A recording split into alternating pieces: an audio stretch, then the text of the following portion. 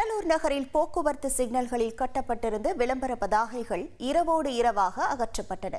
நகரம் முழுவதும் போக்குவரத்து சிக்னல் கம்பங்களில் மாநகராட்சி அனுமதியுடன் பல ஆண்டுகளுக்கு முன்பு விளம்பர பதாகைகள் வைக்கப்பட்டன. நாளடைவில் இரும்பு கம்பங்கள் துருப்பிடித்து விளம்பர பதாகைகள் தற்போது வலுவிழந்து காணப்படுகின்றன. சமீபத்தில் அண்ணா பாலம் அருகே உள்ள போக்குவரத்து சிக்னலில் விளம்பர பதாகை கீழே விழுந்ததில் சாலையில் இருசக்கர வாகனத்தில் சென்று கொண்டிருந்த ஆசிரியர் லேசான காயத்துடன் உயிர் தப்பினார். கடலூர் நகரம் முழுவதும் விளம்பர பதாகைகள் எந்த நேரத்திலும் விழுந்து விபத்தினை ஏற்படுத்தும் நிலையில் இருப்பதால் அவற்றை உடனடியாக அப்புறப்படுத்த வேண்டும் என்று பொதுமக்கள் கோரிக்கை வைத்தனர். ஒவ்வொரு தடையும் போர்டு பார்த்தீங்கன்னா இப்போ நிறைய போர்டு ஆடிக்கிட்டு இருக்கும், காற்றுல ஆடிக்கிட்டே இருக்கும்.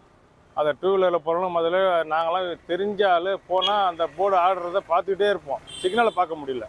அதனால் அனைத்து பேனர்களையும் அனைத்து விளம்பர தட்டிகளையும் அகற்றிவிட்டு புதியதாக ஒரு குறிப்பிட்ட காலக்கெடு இருக்குது, 6 மாதம் 1 வருஷம்னு சொல்லி அதை திரும்பி ரினியூவல் பண்ணும்போது அது புதுசாக செய்ய சொல்லணும்.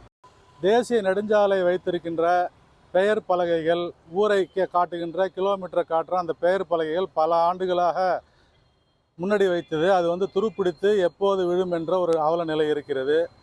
அதற்கு மேலே பார்த்தீங்கன்னா சாலையின் இருபுறமும் சாலையின் மையப்பகுதியிலும் அந்த மின் கம்பங்களில் ஒட்டி அந்த சர்க்கியூட் கேமரா வச்சுருக்காங்க. அந்த கம்பங்கள்லாம் தேவையில்லாத அந்த கேபிள் ஒயர்கள் மற்ற ஒயர்கள்லாம் தொங்கிட்டு இருக்கு.